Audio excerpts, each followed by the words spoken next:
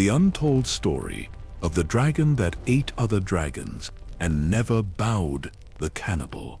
In the darkest caves of Dragonstone, something stirs that should not exist. A dragon screams in the night. Not a roar of battle, not a cry of triumph. A scream of pure terror, because something is hunting it. Something older, something darker, something that breaks every law of nature. Deep within the volcanic peaks of Dragonmont, dragon keepers whisper a name they dare not speak aloud. A name that makes even Targaryens, the blood of old Valyria, the riders of dragons, feel a cold dread crawling down their spines.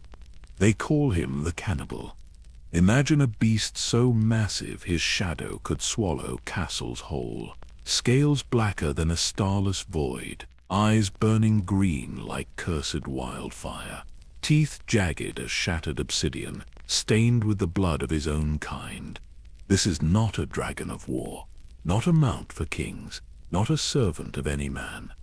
This dragon has never had a rider, has never bowed, has never bowed, has never bowed. This is a dragon that devours other dragons. In the depths of Dragonmont, they discovered horrors that froze their blood, shattered dragon eggs, crushed and eaten, torn remains of hatchlings, their tiny bones picked clean, young dragons ripped apart, half consumed, left as gruesome warnings. And when desperate men dared to claim him, when they approached his lair with dreams of power and glory, they never returned. Their screams echoed through the mountains. Their charred bones were found days later. Or worse, they were never found at all. But here is the true mystery. Nobody knows where he came from. Nobody knows how old he truly is. And nobody knows where he vanished to. This is the untold story of the dragon that bowed to no one. Hello friends, welcome back. If you are ready to uncover this dark legend, hit that like button and subscribe, because this tale will take us into the deepest shadows of Westeros. Now, let us begin. Dragonstone rises from the narrow sea like a claw of black stone, carved by ancient Valyrian hands into the shape of dragons. Gargoyles with burning eyes watch from every tower. Stone worms coil around battlements. The very walls seem alive, breathing with the memory of old Valyria. This fortress has stood for centuries, even before Aegon the Conqueror set foot in Westeros. It is a place of fire and shadow, where the air tastes of sulfur and salt, where the ground trembles with volcanic heat, where dragons have nested since before the Doom destroyed the greatest civilization the world has ever known. Behind the castle, the Dragonmont looms, a volcano that has slept for generations but never truly dies. Smoke still rises from its peak. Rivers of old lava have carved the mountain into a maze of caves and tunnels that plunge deep into the earth. Some of these caves are known, mapped, used to house dragons. But the deepest caves, the ones that twist down into absolute darkness, those belong to something else. The Cannibal made his lair in the blackest depths of Dragonmont, where even the bravest dragon keepers refuse to venture. Where the heat becomes unbearable and the air thick with ancient ash. Where the walls are scorched black from dragon fire that burned hotter than any forge. Those who caught glimpses of him from a distance spoke in hushed, terrified whispers. He was enormous, easily one of the 3 largest wild dragons ever recorded on Dragonstone. Some said he rivaled even Volga in size, though none dared get close enough to measure. His scales were coal black, so dark they seemed to swallow light itself. In certain angles they held no reflection, no shine, just pure consuming darkness. Battle scars covered his hide, long jagged marks from fights no man had witnessed. Tears in his wing membranes, healed over time, told stories of survival that spanned decades, perhaps centuries. But it was his eyes that truly marked him as different. Burning green, like jade touched by wildfire.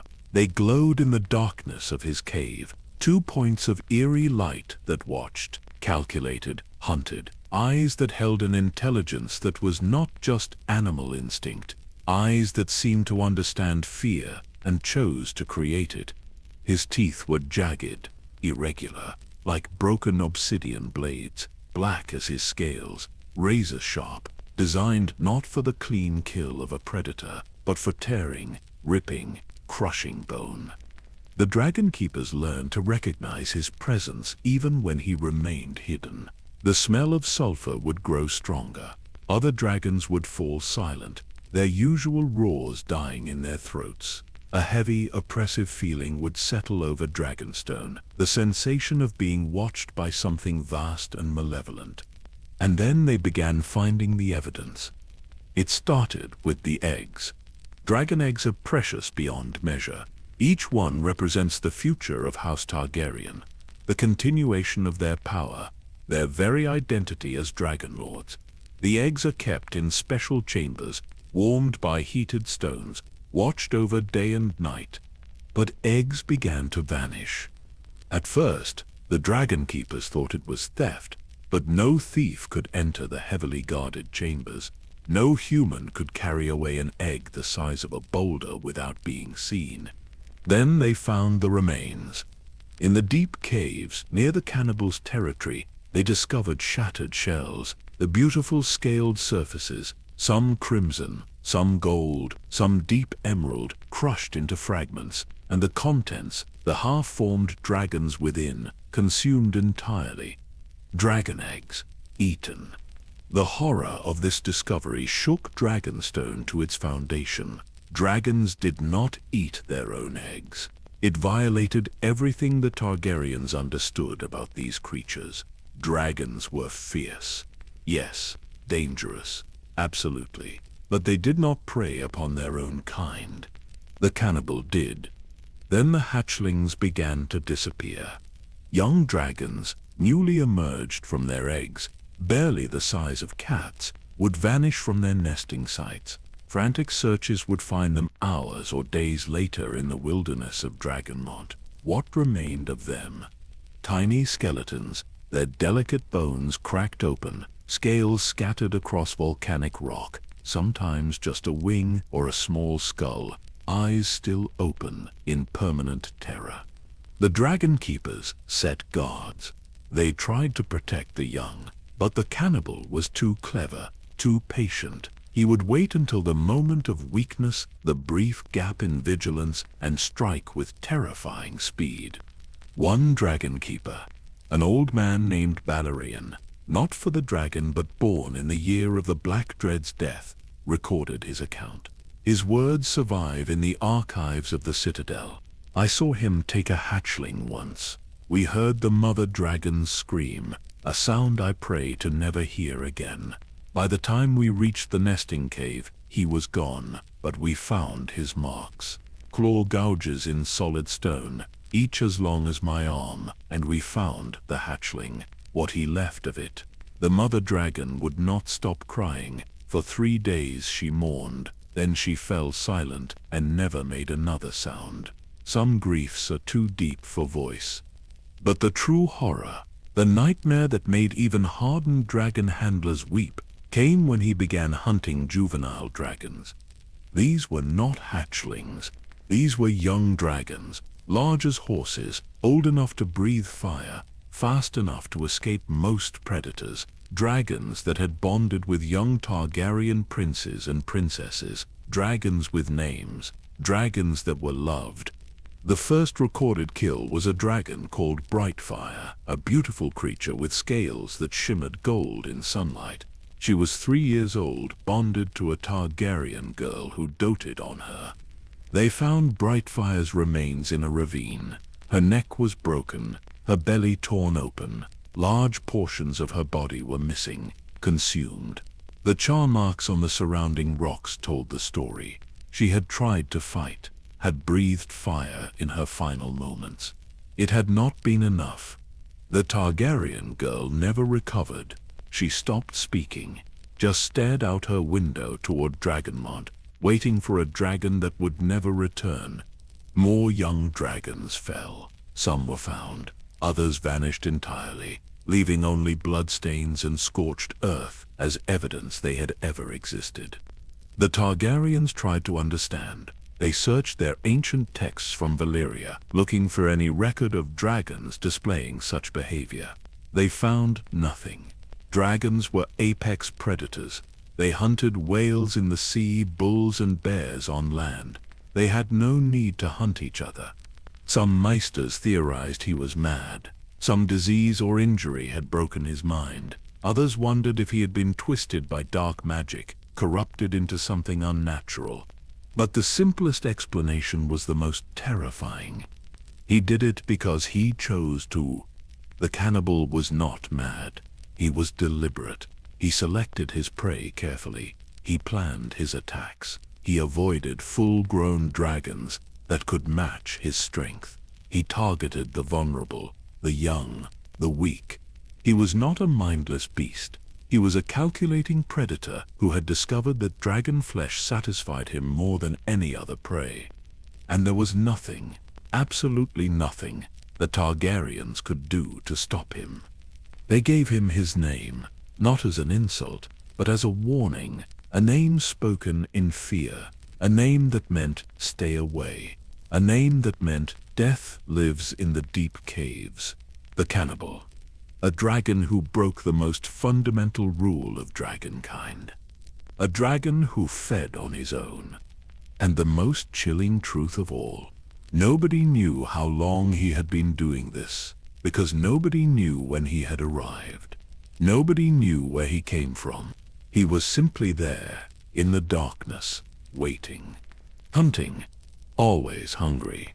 The question that haunted every maester, every dragon keeper, every Targaryen who ever gazed upon the cannibal was simple yet impossible to answer. Where did he come from?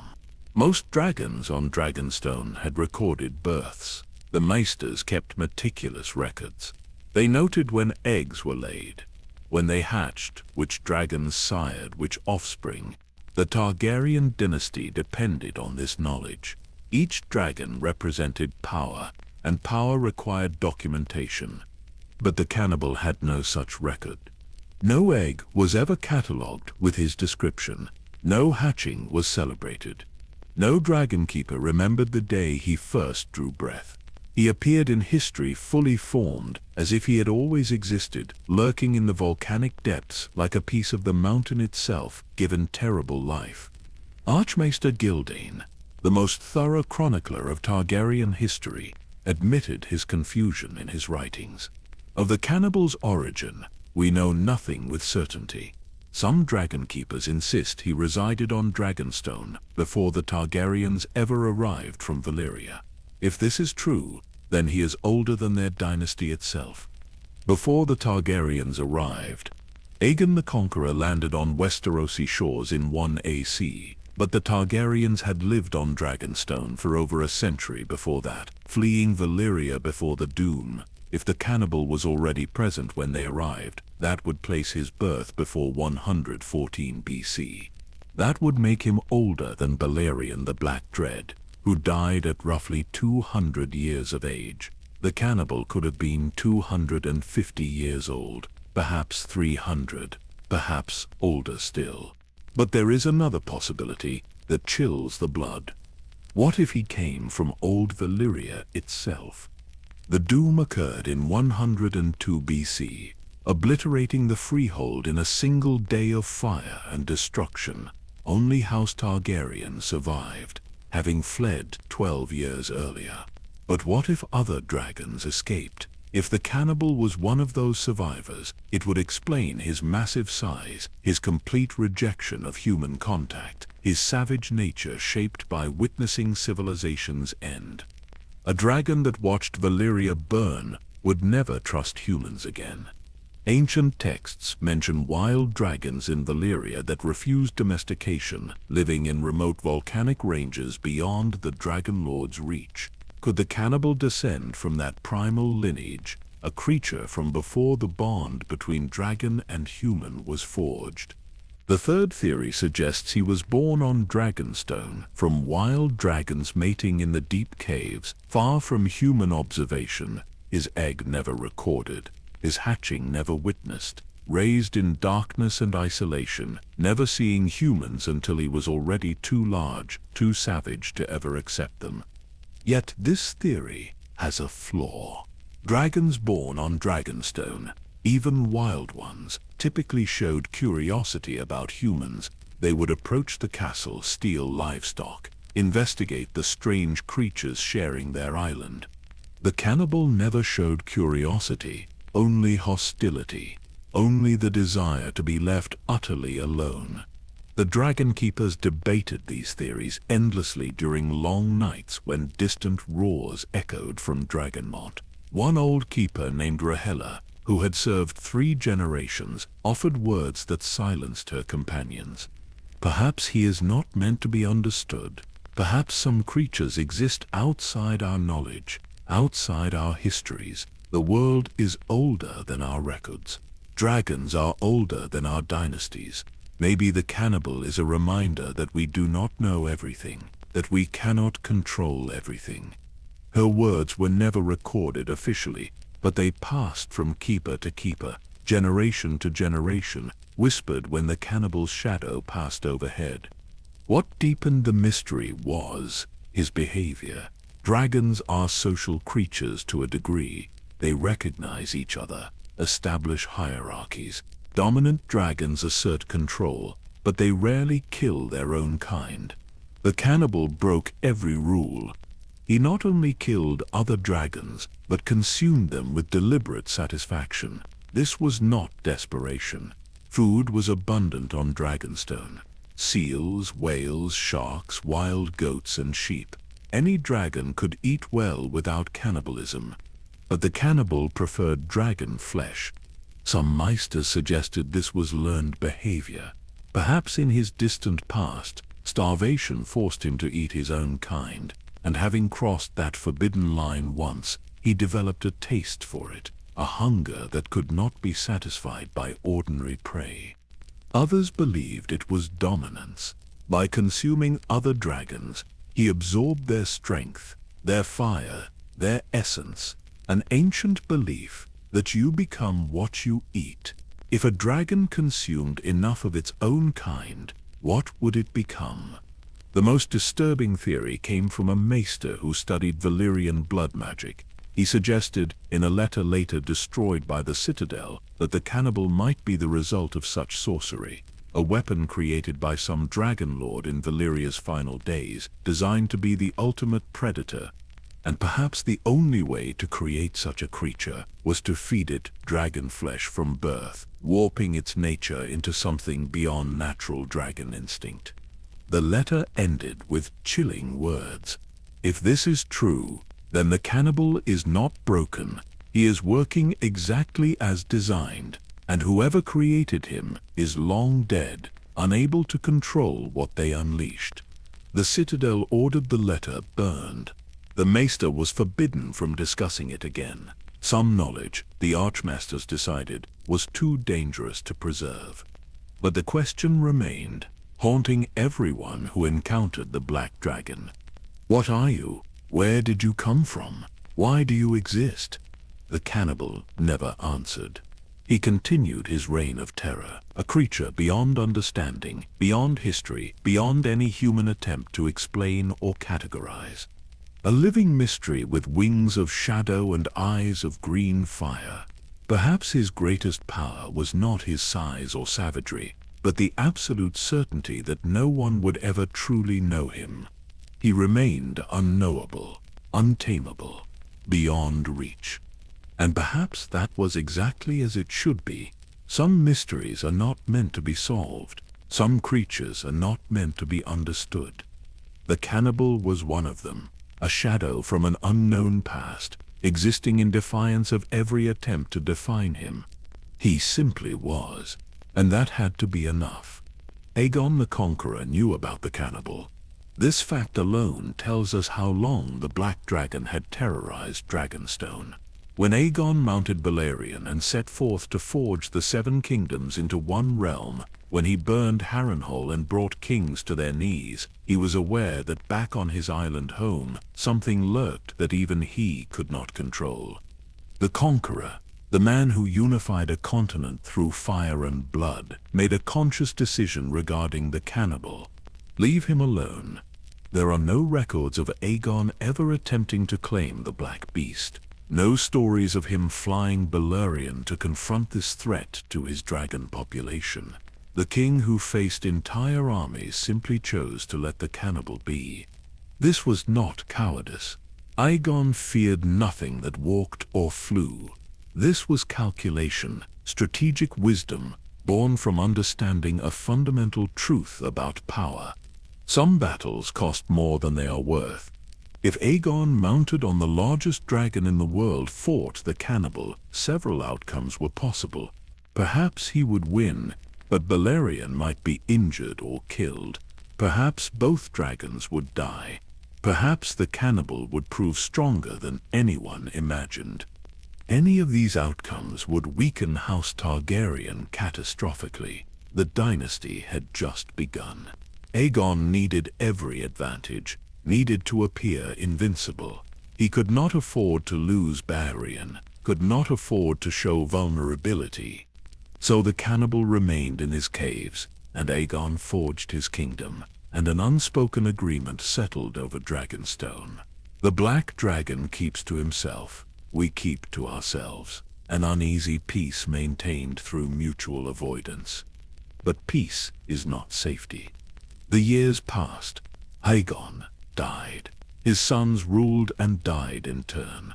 Then came Magagor the Cruel, a king whose brutality became legend, whose reign was written in blood and terror. Magor considered everything a challenge to conquer. He murdered his own nephew to seize the throne. He executed anyone who questioned him. He rode Valyrian as his father had, using dragonfire to cement his power through fear. And for a brief moment, Magor turned his attention to the Cannibal. The records are fragmentary, but they exist. In the year 44 AC, Magor ordered dragon keepers to prepare for an attempt to claim the wild black dragon. His reasoning was simple and brutal. The Cannibal represented unclaimed power. Power not under Targaryen control was power wasted. Therefore, he would claim it. The dragon keepers, terrified but obedient, made preparations. They observed the Cannibal's patterns, noted when he left his lair to hunt, tried to determine the safest approach. But something changed Magor's mind. Perhaps Valyrian himself refused. Dragons possess instincts humans lack. The Black Dread was old, experienced, the most formidable dragon alive. If he sensed danger in confronting the Cannibal, Magor would have felt it through their bond.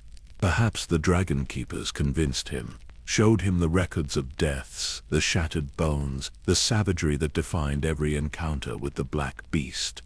Or perhaps Magor, cruel but not stupid, recognized what his father had understood. The risk outweighed the reward. Whatever the reason, the attempt never happened. Magor turned his attention to other cruelties, other conquests, and the Cannibal remained free. Even the cruel king would not face him. Then came Jaehaerys, the conciliator, the old king, whose reign of 55 years brought peace and prosperity to the realm. Jaehaerys was everything. Magor was not wise, just beloved by his people. His crown rested on diplomacy rather than terror. But the Cannibal did not care about wise governance or peaceful reigns. The killings continued. During Jaehaerys' long rule, the death toll mounted. More eggs vanished. More hatchlings disappeared. More young dragons fell to the Black Beast's hunger. Jaehaerys, unlike his predecessors, kept detailed records. He wanted to understand the threat, quantify it, find a solution that did not require violence. The reports from Dragonstone arrived regularly, each one a catalogue of loss and horror. In 55 AC, a young dragon named Stormcloud, barely 2 years old and bonded to a Targaryen child, vanished during a storm. searchers found pieces of him scattered across the western slopes of Dragonmont. The child never bonded with another dragon, never spoke of it. The grief was too deep. In 67 AC, 3 eggs disappeared in a single week. The dragon keepers had been particularly careful, had established new security measures. It did not matter. The cannibal took them anyway. In 73 AC, a dragon seed servant claimed he saw the cannibal feeding. He had been gathering firewood on the mountain slopes and heard sounds that drew him toward a cave entrance. What he witnessed haunted him until his death. The cannibal, illuminated by the fire he breathed to cook his meal, was consuming a young dragon. The servant could not identify which one, could only watch in frozen horror as the black beast tore flesh from bone, his green eyes reflecting firelight, his feeding methodical and unhurried. The servant ran, reported what he saw. No one doubted him. The evidence was found. The next day, bones, scales, the unmistakable remains of a dragon that had been alive mere hours before. Jaehaerys called a council, his small council, his dragon keepers, his meisters. They debated solutions, discussed possibilities. Some suggested organizing a hunt, multiple dragons attacking simultaneously, overwhelming force. But this risked losing several dragons, and even if they succeeded, the cost would be devastating. Others proposed fortifying the dragon nesting areas, better walls, constant guards, magical wards, if such things existed. But the cannibal had proven himself a patient hunter. Walls could be circumvented. Guards grew tired. He would simply wait for the moment of weakness and strike. One bold night suggested poison, leaving tainted meat where the cannibal hunted. But dragons are not so easily fooled. Their senses are keen, and if poison failed to kill him, it might only make him more dangerous, more desperate. In the end, Jaehaerys made the same decision his grandfather had made. Do nothing. Not because he was weak, not because he did not care, but because every solution carried unacceptable risks. The cannibal had established himself as a permanent threat, a dark constant in Targaryen life. They would have to learn to live with him. Queen Alysanne, Jaehaerys' beloved wife and sister, felt the loss most keenly. She loved dragons with a pure, uncomplicated joy. Her own dragon, Silverwing, was gentle and beautiful, a dragon that seemed to embody all the nobility and grace the species could possess. Alysanne wept for every hatchling lost, mourned every egg destroyed. She tried to understand the cannibal, tried to find some explanation for his behavior that made sense in her kind worldview. She flew Silverwing to Dragonmont once, hoping perhaps a female dragon's presence might calm the beast, might appeal to some instinct buried beneath his savagery. Silverwing refused to land. The gentle dragon, who had never shown fear of anything, turned away before they even reached the mountain peak. Alysanne felt her dragon's terror through their bond, a primal, absolute fear that overrode any command. They flew back to the castle in silence. Alysanne never attempted contact again. She confided to her ladies-in-waiting, in a moment preserved by history, "There are some creatures the Seven did not intend for us to understand. Some darkness exists not to be conquered, but to remind us of our limits. The cannibal is the darkness given wings." As Jaehaerys' reign stretched on, decade after decade, the cannibal became a grim fixture of Targaryen life. New dragon keepers learned the protocols from old ones. Stay clear of his territory. Watch for signs of his hunting. Protect the young dragons as best you can. And accept that sometimes, despite all precautions, he would take what he wanted. The breeding program suffered. Fewer dragons hatched successfully. Those that did lived under constant threat. The population that had once seemed infinite began to show signs of strain. By the time Jaehaerys died in 103 AC, Having outlived his beloved Alysanne by several years, the cannibal had been a presence on Dragonstone for over a century of recorded history, perhaps far longer. Generations of Targaryens had tried to solve the problem he represented. Generations had failed. The Black Dragon endured, patient, savage, free, and the worst was yet to come. Because war was approaching, a war that would consume dragons on both sides, a war that would create desperation so profound that men would dare anything for power, even approaching a monster that had rejected every human who ever tried to claim him. The dance of dragons was about to begin, and the cannibal was waiting. The year was 129 AC, when King Viserys the Targaryen closed his eyes for the last time. His death should have been a moment of peaceful transition. He had named his daughter Rhaenyra, as heir years ago. The realm had sworn oaths. The succession seemed settled. But power makes liars of oath-breakers, and ambition respects no promises. Within hours of Viserys' death, his widow Queen Alicent and her father Otto Hightower moved with ruthless efficiency. They crowned Viserys' eldest son by Alicent Aegon II as king. They seized control of King's Landing. They sent ravens to every corner of the realm, declaring Aegon the rightful king and Rhaenyra a traitor. Rhaenyra, on Dragonstone, when she received the news, understood immediately what was happening. Her throne was being stolen, her father's wishes ignored, her life placed in mortal danger. The realm split in two. Houses declared for the Blacks, supporting Rhaenyra's claim. Others declared for the Greens, backing Aegon II. Old alliances fractured. Ancient grudges surfaced. The Seven Kingdoms prepared for civil war. But this would not be a war of swords and shields alone. This would be a war of dragons. Both sides began counting their strength, and they counted it in scales and fire.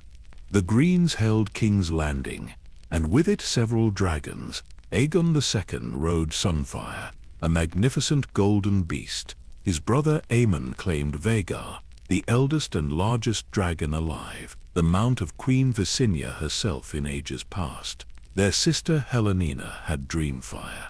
Prince Daeron in Old Town possessed Tessarion. The Blacks, based on Dragonstone, had their own formidable power.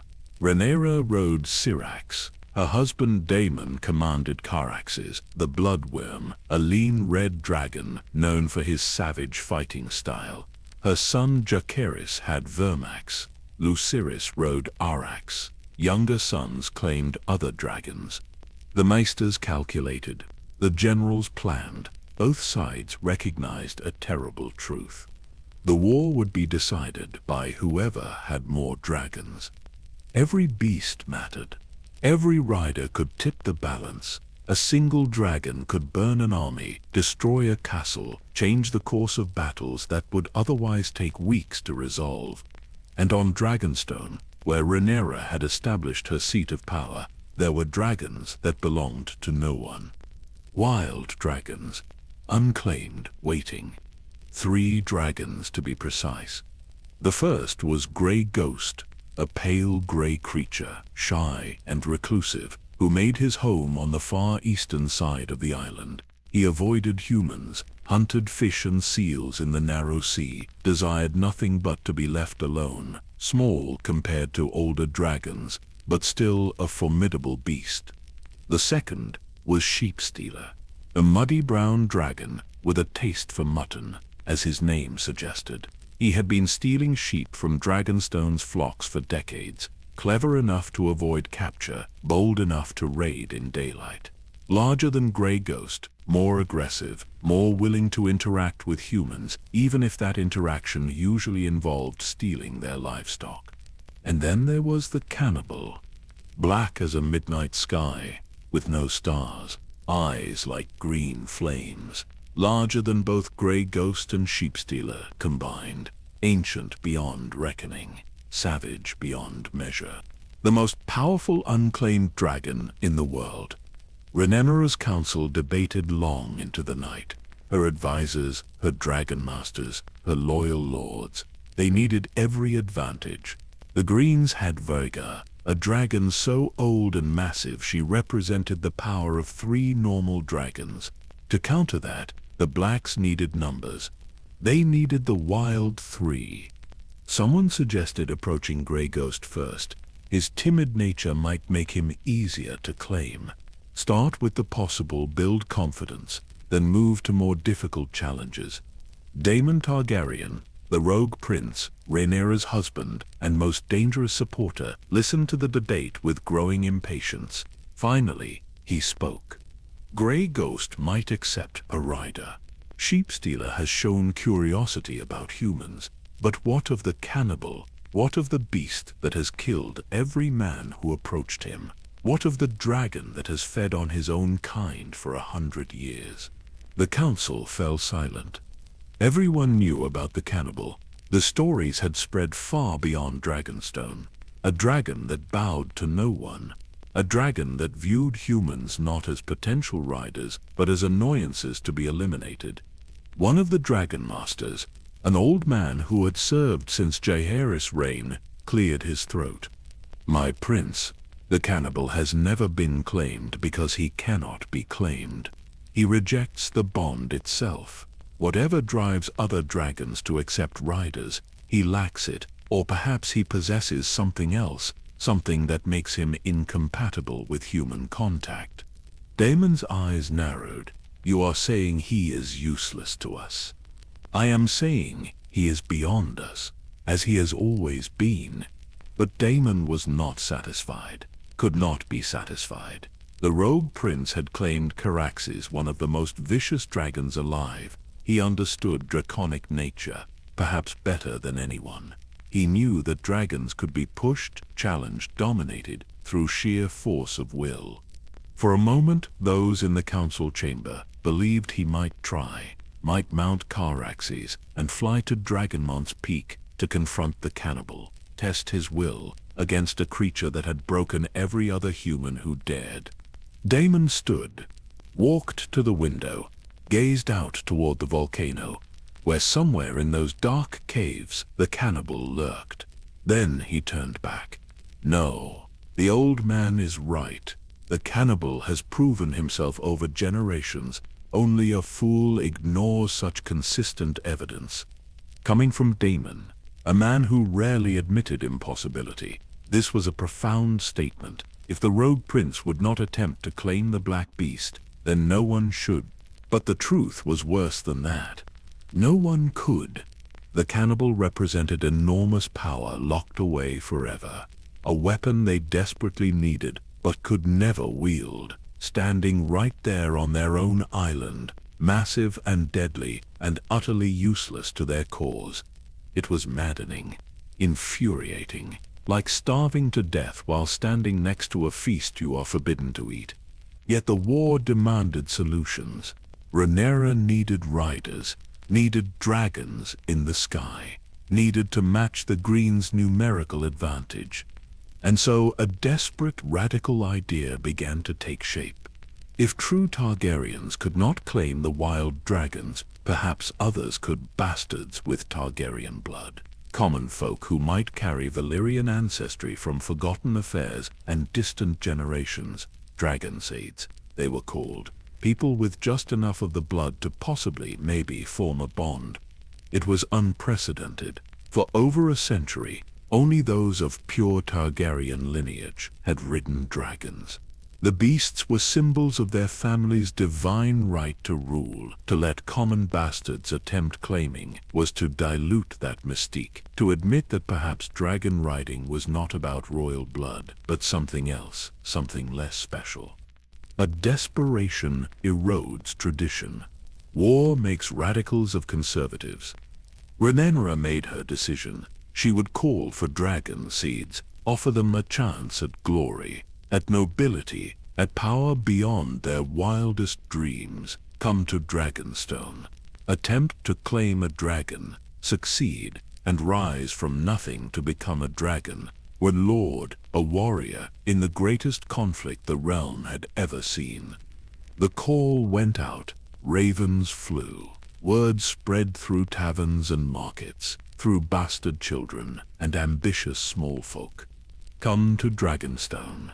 Claim a dragon. Change your fate. And among those who heard the call, among those who began making their way to the ancient fortress, there were some who looked at the list of unclaimed dragons and saw the name that should have given them pause. The Cannibal. They saw the warnings, heard the stories, understood the danger. But they also saw opportunity. The greatest dragon, the most powerful beast. If anyone, could be the first to claim him, they would become legendary, would possess power beyond measure. Greed blinds, ambition deafens, desperation makes heroes of fools. The dragon seeds were coming, and the cannibal, in his dark lair, waited as he had always waited. Patient, hungry, ready. They came from everywhere, from Driftmark and Duskendale, from fishing villages along the narrow sea, from the slums of King's Landing itself. Bastards who had heard whispers of Targaryen fathers, small folk who claimed silver hair ran in their family generations back, sailors, smiths, pig farmers, tavern wenches, all of them drawn by the impossible promise. Claim a dragon, become a lord. The dragon seeds gathered on Dragonstone in the late months of 129 AC, their numbers swelling each day as new hopefuls arrived by boat. They camped outside the castle walls, hundreds of them, their cooking fires dotting the black beaches like fallen stars. Most knew they would likely die. Dragons were not horses to be broken. They were ancient, proud, dangerous creatures who chose their riders as much as they were chosen. But the reward for success outweighed the certainty of death for those who had nothing to lose. Rhaenyra addressed them from the castle ramparts. Her voice carried across the gathered crowd, steady and regal despite the desperate gamble she was taking.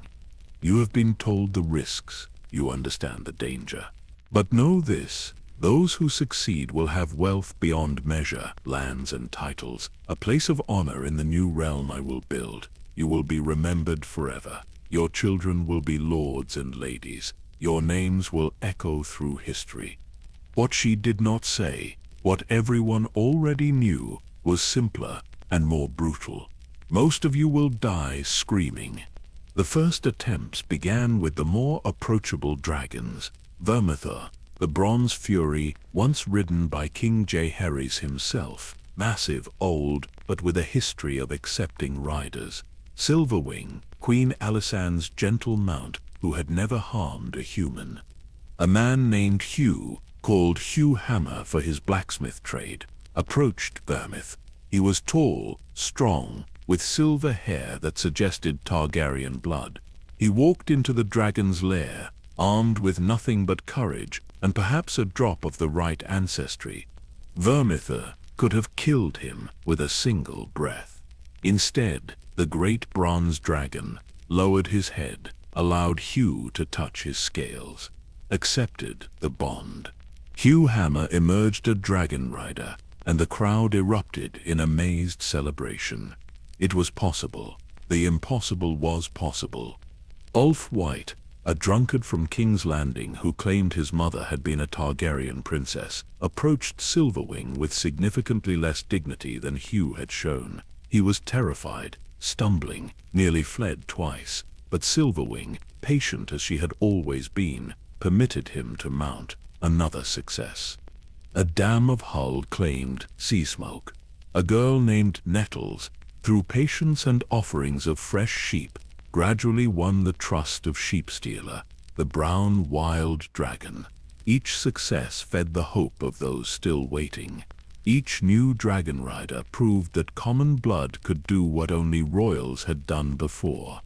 The atmosphere on Dragonstone shifted from desperate hope to wild optimism. Men who would never have dared now stepped forward. Women who had hung back now came forth. If drunkards and bastards could claim dragons, why not them? And then eyes turned to the unclaimed prize, the greatest of the wild dragons, the cannibal. The dragon masters warned them, showed them the records, explained in explicit detail what happened to everyone who had ever approached that black beast. They pointed to the mountain peak where his lair lay hidden, where bones could still be found from kills decades old. But the warnings fell on ears deafened by ambition. Several dragon seeds, emboldened by the recent successes, convinced themselves they would be different. They possessed courage the others lacked, faith the others did not have, destiny the others could not match. The first to try was a man whose name has been lost to history. The records call him only the first fool, though perhaps he deserves more dignity than that. He was brave, at least, brave enough to climb Dragonmont's slopes toward the smoking caves where the cannibal dwelt. Watchers from the castle saw him ascending, saw him reach the cave entrance, saw him stand there at the threshold of darkness, gathering his courage. Then they saw fire, green-tinged, hotter than normal dragon flame, exploding from the cave mouth. The man's scream lasted only a moment. His body, what remained of it, tumbled down the mountainside, charred beyond recognition. The cannibal had not even fully emerged from his lair, had simply breathed fire the moment he sensed an intruder. Quick, efficient, without hesitation or mercy. The second attempt came from a man who believed he had found the secret through research, through studying old texts about dragon behavior.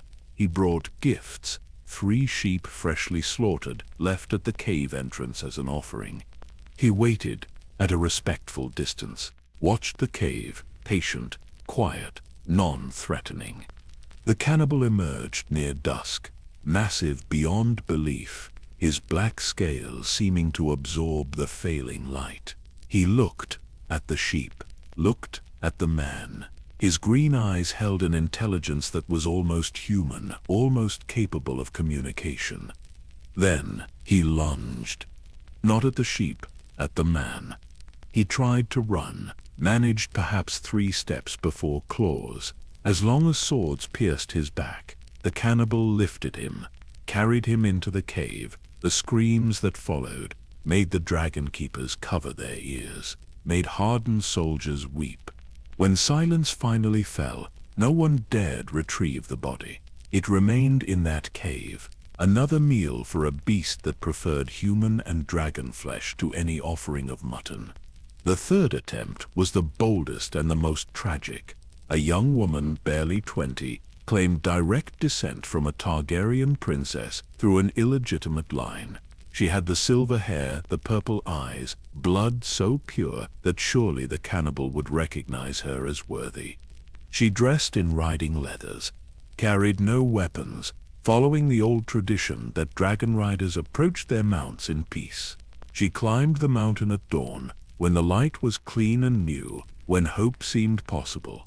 The dragon keepers begged her to reconsider, showed her the records, the deaths, the pattern of absolute rejection that defined every encounter with the cannibal.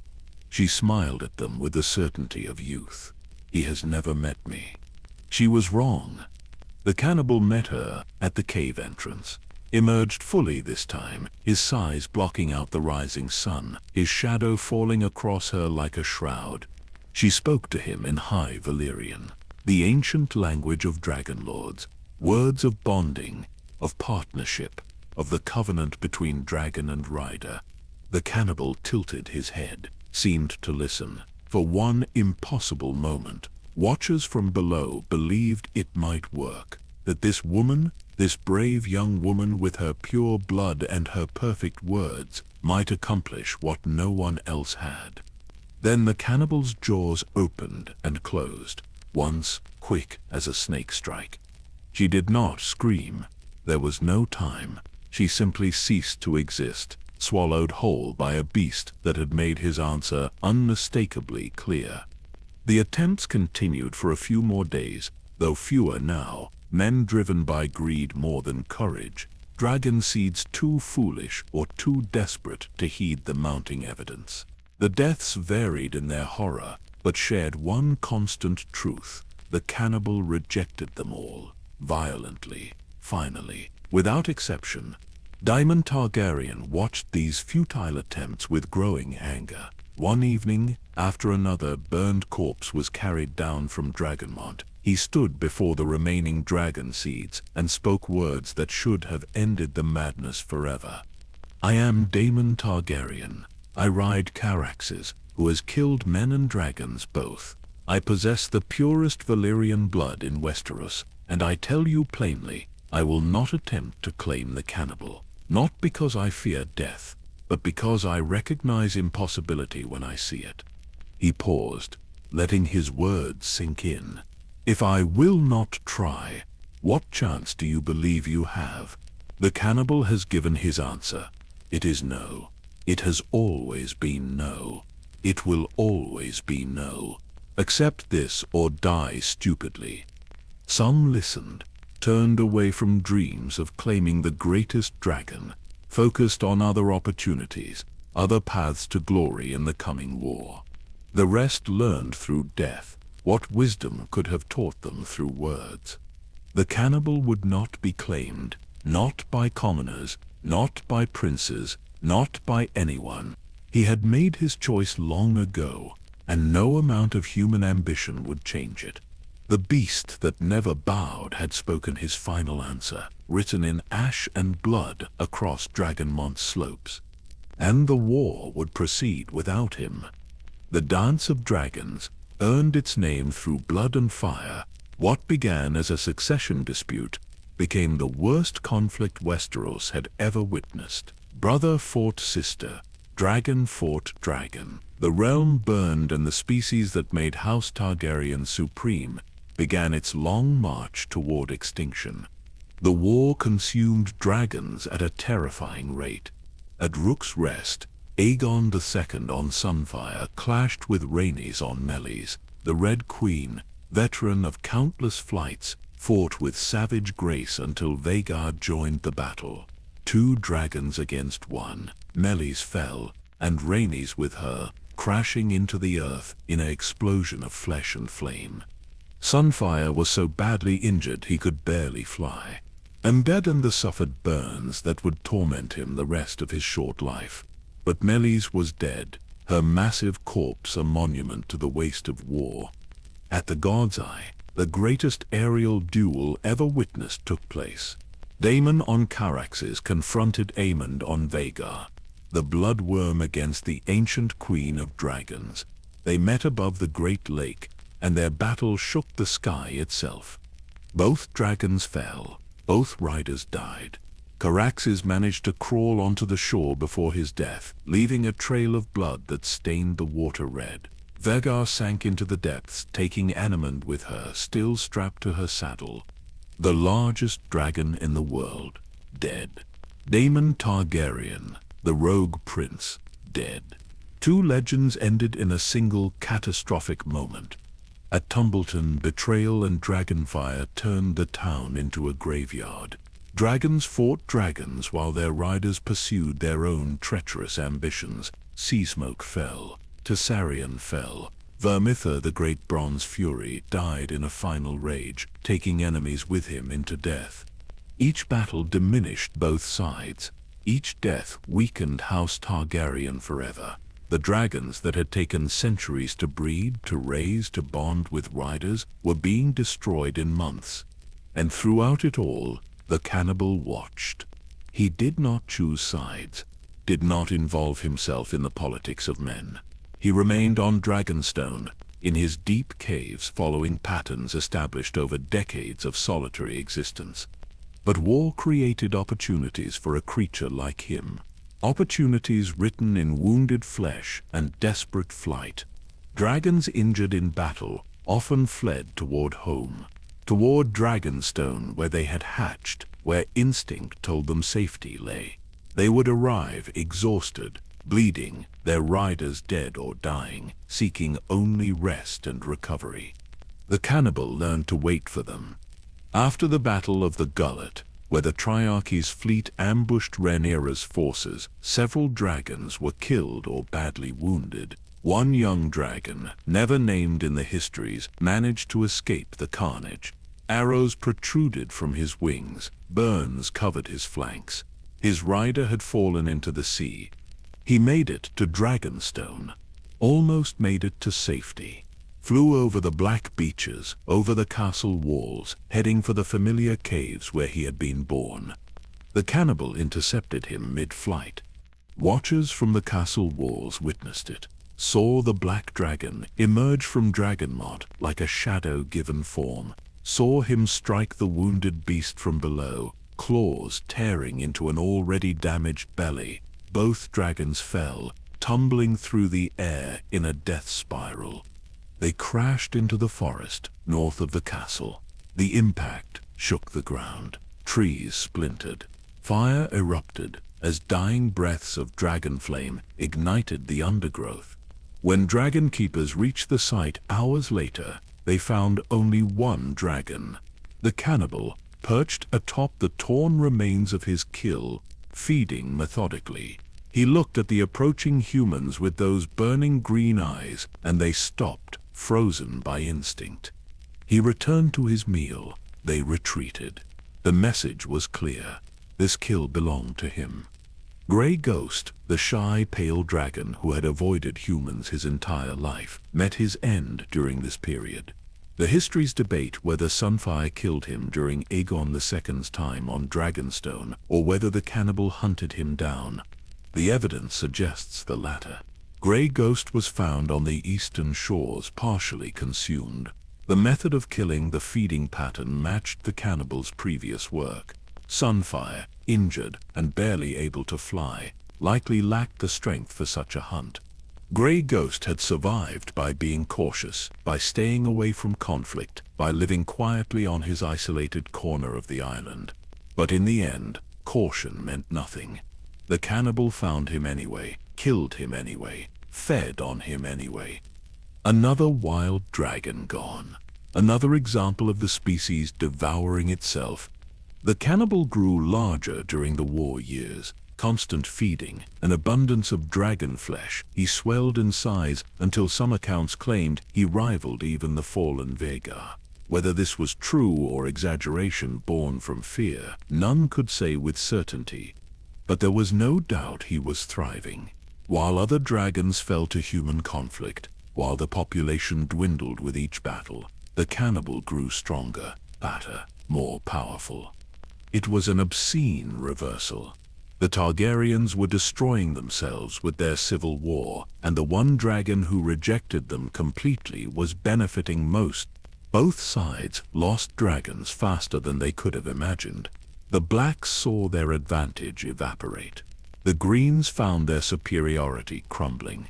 Dragons that had seemed immortal, that had been symbols of invincible power, proved terribly mortal. And always, in the background, the cannibal waited, patient as stone, hungry as the sea. Some soldiers began to see him as an omen, a manifestation of the war's futility. Here were Targaryens killing each other's dragons, and here was a beast killing whoever remained. Three forces of destruction working in concert to end the age of dragons.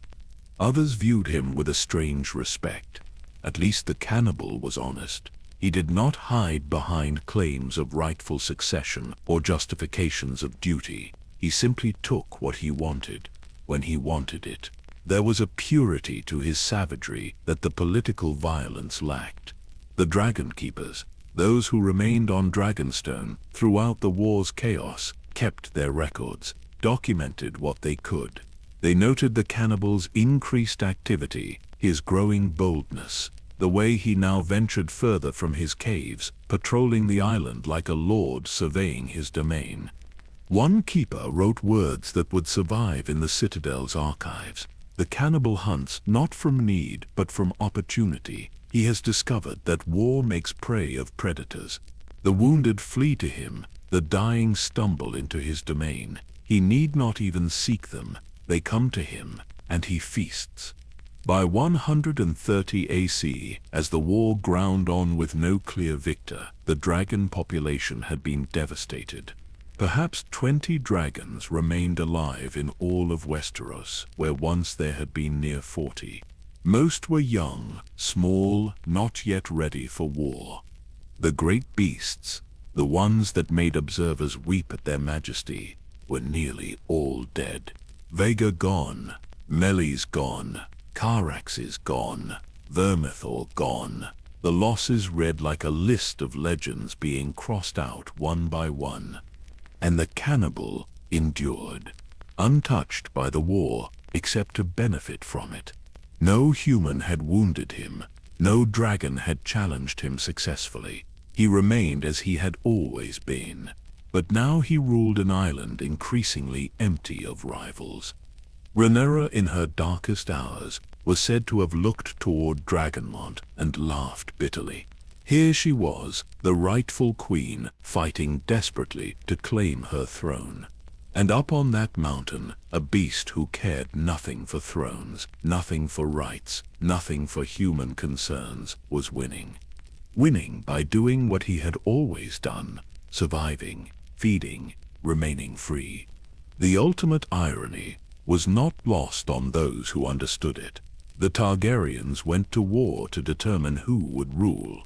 The cannibal, who refused to be ruled, who rejected every human who tried to control him, emerged stronger than any king or queen.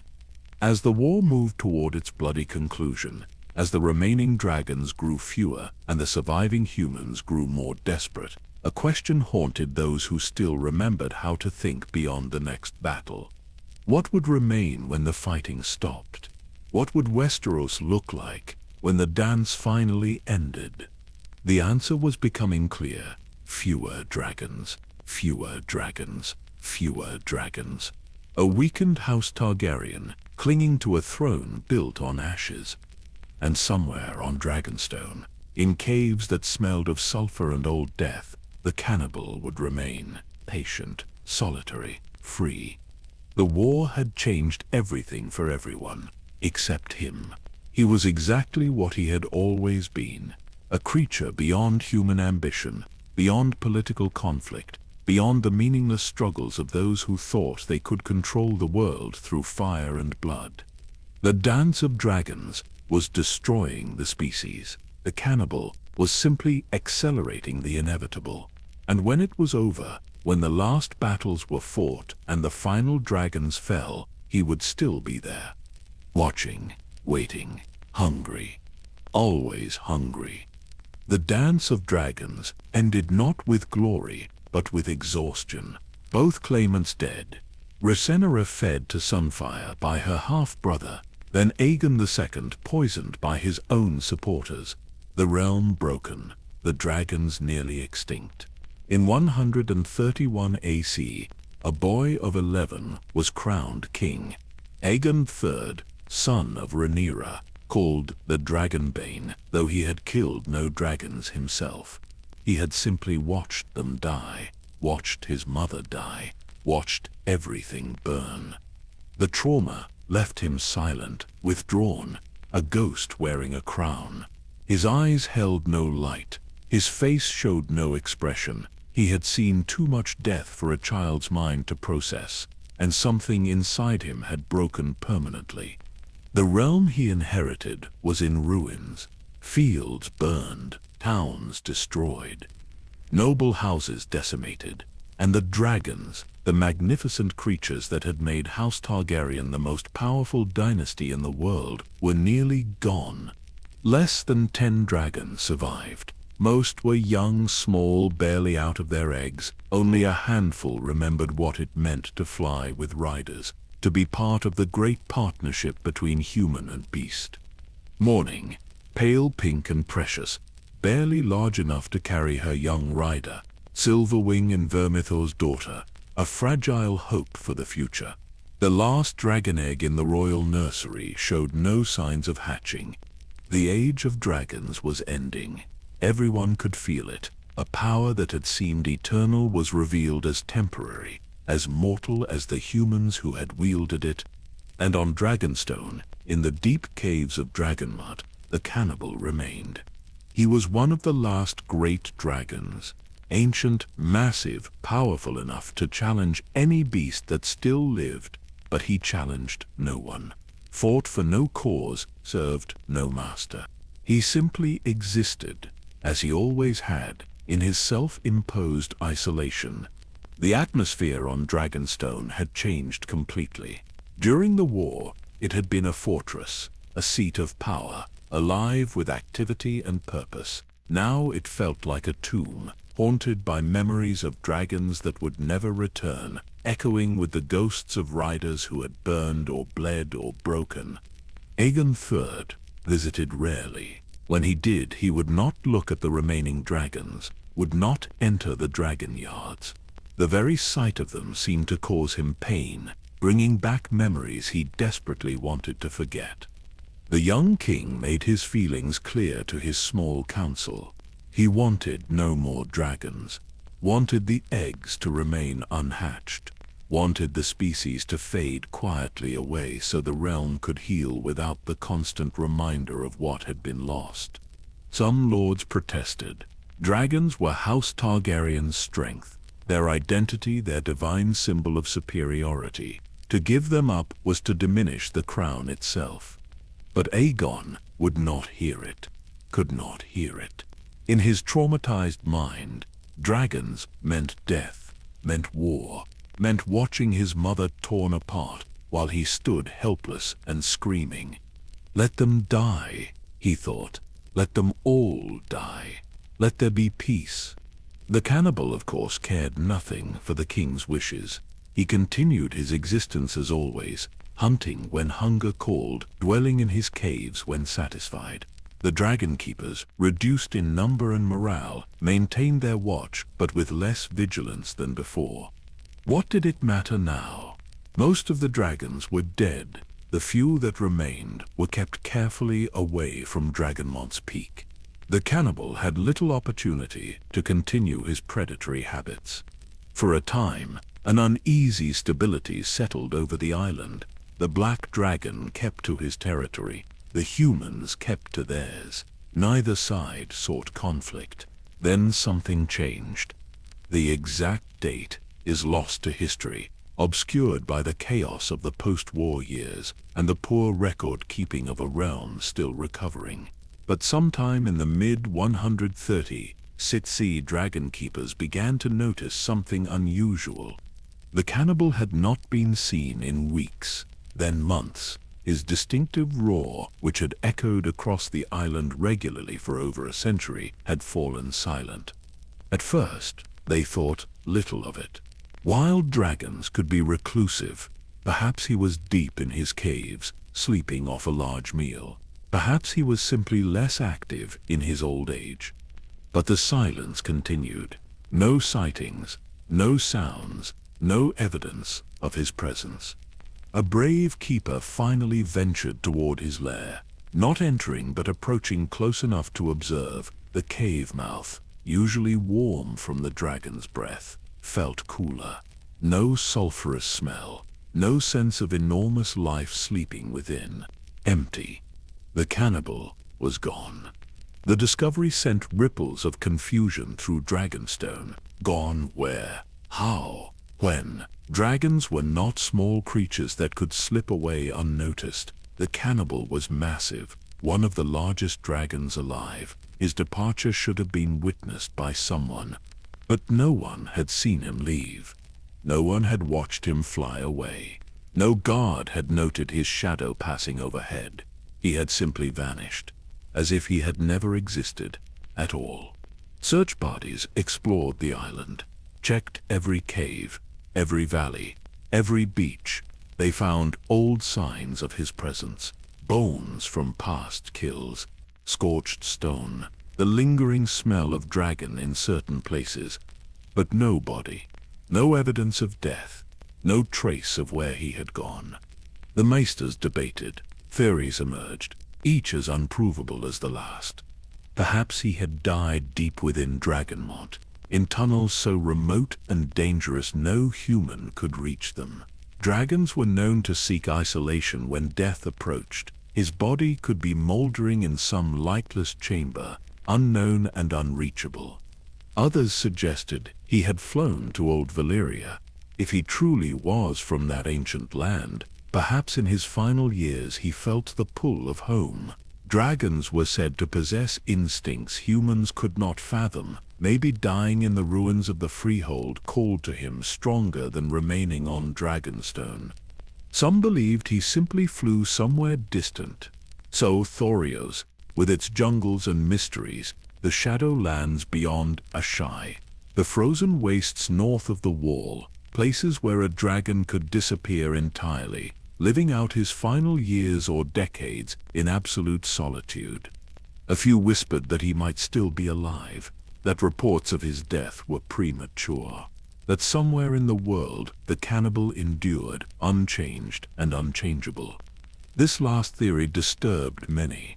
The idea that he could return, could reappear as suddenly as he had vanished, kept some dragon keepers anxious for years. They would scan the skies, watch the mountain peaks, wait for the black shadow they feared, and somehow missed.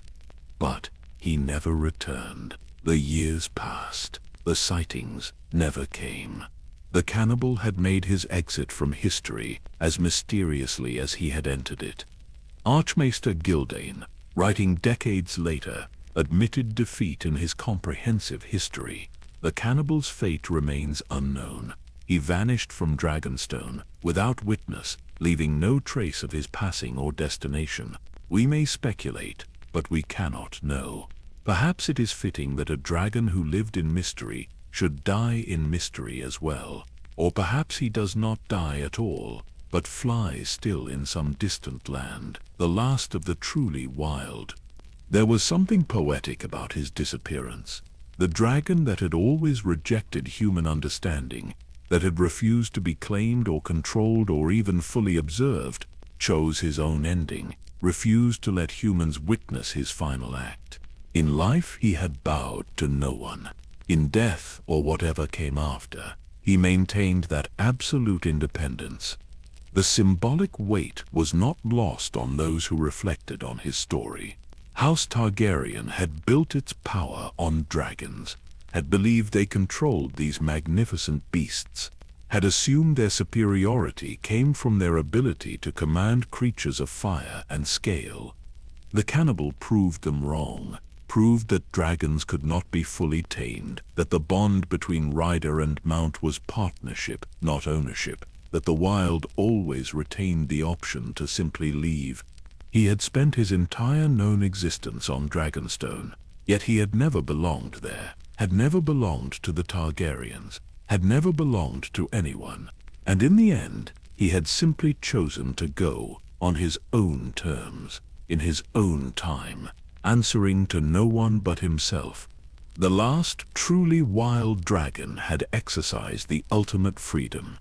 He had walked away from history itself, and no king, no dragon lord, no power in the world could stop him, because he was the cannibal, the dragon that bowed to no one. And freedom, in the end, was the only master he ever served.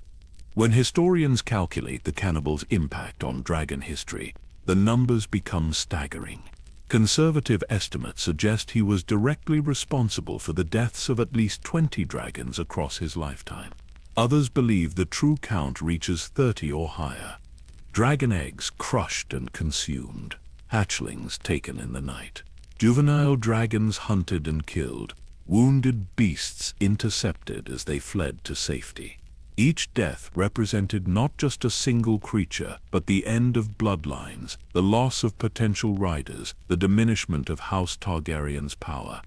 Some Meisters argue he contributed as much to dragon extinction as the Dance of Dragons itself. The Civil War killed perhaps 18 dragons in direct combat. The cannibal may have matched that toll through decades of patient predation. The irony cuts deep. The Targaryens believed they controlled the dragons, believed their Valyrian blood gave them mastery over these ancient beasts. They built a dynasty on that assumption, conquered a continent with that power. But one dragon, a single creature who refused their control, may have done more to end their supremacy than any human enemy ever could. He was the crack in the foundation, the flaw in the myth.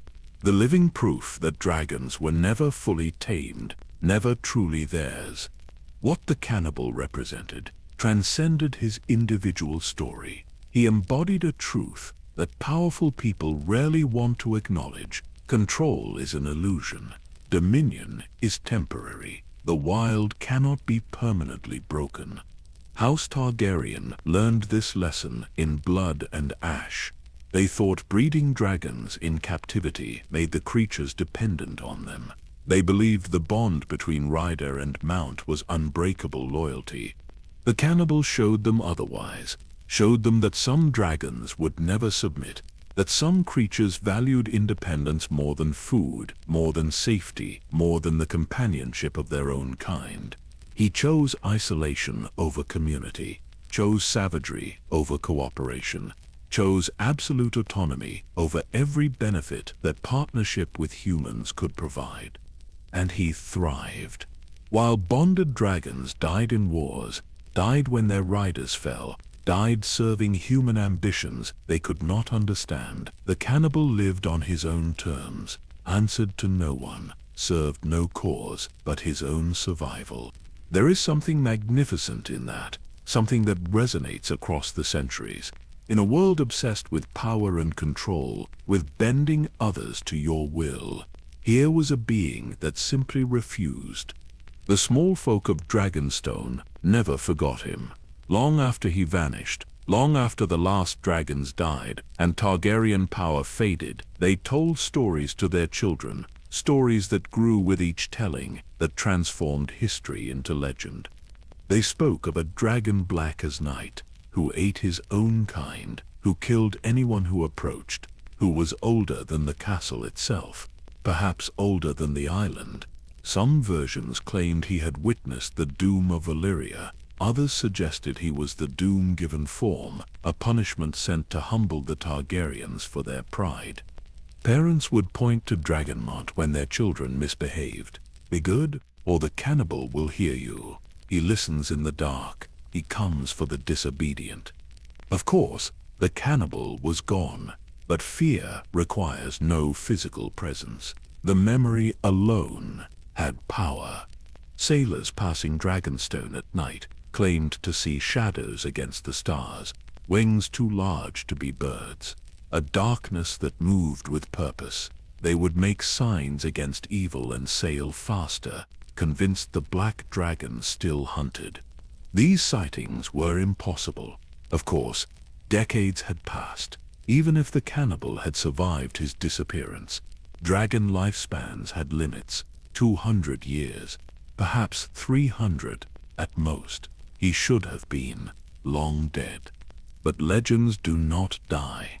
They simply change form, transform from flesh and scale into story and shadow. In a way, the cannibal became more powerful after he vanished than he ever was in life.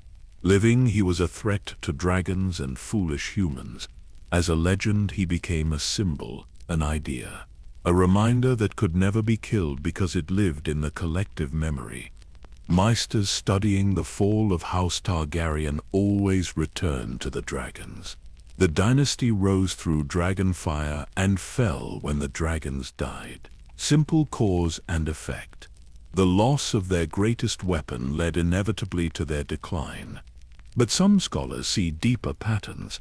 They note that the Targaryens' mistake was not losing the dragons, but believing they ever truly possessed them in the first place. Dragons are not tools, not weapons to be stored and deployed. They are living beings with their own natures, their own wills, their own capacity for choice. Most dragons chose partnership with humans, found benefit in the bond, protection, regular food, purpose.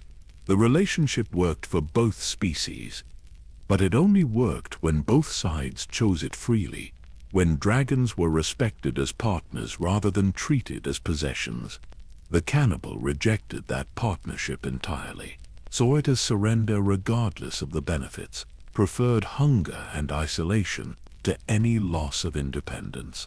And the Targaryens could not accept his choice, could not tolerate the existence of a dragon that would not serve them, so they tried to claim him, to break him, to force him into their system. Every attempt failed. Every human who tried died. The message could not have been clearer. Yet they kept trying, generation after generation, because admitting the cannibal could not be claimed meant admitting their control was incomplete, their power was limited, their divine right to rule through dragons was not as absolute as they claimed. That admission would have required humility, would have required acknowledging that dragons were not gifts from the gods, but independent beings who happened to cooperate most of the time. The Targaryens could not make that admission. Their entire identity depended on the myth of dragon mastery. So the cannibal became a secret shame, a problem they acknowledged privately, but never solved, a reminder they tried to ignore, but could never escape. In the end, nature solved what humans could not. The dance killed most dragons. Time claimed the rest. The eggs stopped hatching. The last dragon, a small sickly creature during the reign of Aegon III, died in 153 AC. The Age of Dragons ended not with dramatic battles, but with a whimper. The last of them simply faded away, and the world moved on. Except for the stories, except for the legends, except for the memory of what once was. And among all those memories, the cannibal holds a unique place. Not the largest dragon, not the most famous, not the most beloved, but perhaps the most honest, the most true to the nature of what dragons actually were. Valyrian served Aegon and became legend. Vesigar carried conquerors and queens. Caraxes bonded with Daemon and died in glory. The cannibal served no one, carried no one, died alone and unmourned, if he died at all. Yet his story endures with theirs, remembered not for what he did, but for what he refused to do, not for his victories, but for his absolute rejection of the game everyone else played. House Targaryen learned their lesson too late, learned that power has limits, that control is temporary, that some things cannot be dominated, no matter how much fire you command. They learned it through loss and tragedy, through war and extinction, through the slow realization that their dragons were never really theirs. The cannibal could have taught them earlier, but pride makes poor students of the powerful. The fires of Dragonstone have long grown cold. The castle stands quiet, the dragons are gone, but on still nights, when the wind moves across the volcanic peaks, when shadows dance in the moonlight, the people of Dragonstone still look to the mountain, still wonder, still imagine, still half believe that somewhere in those dark caves something ancient waits.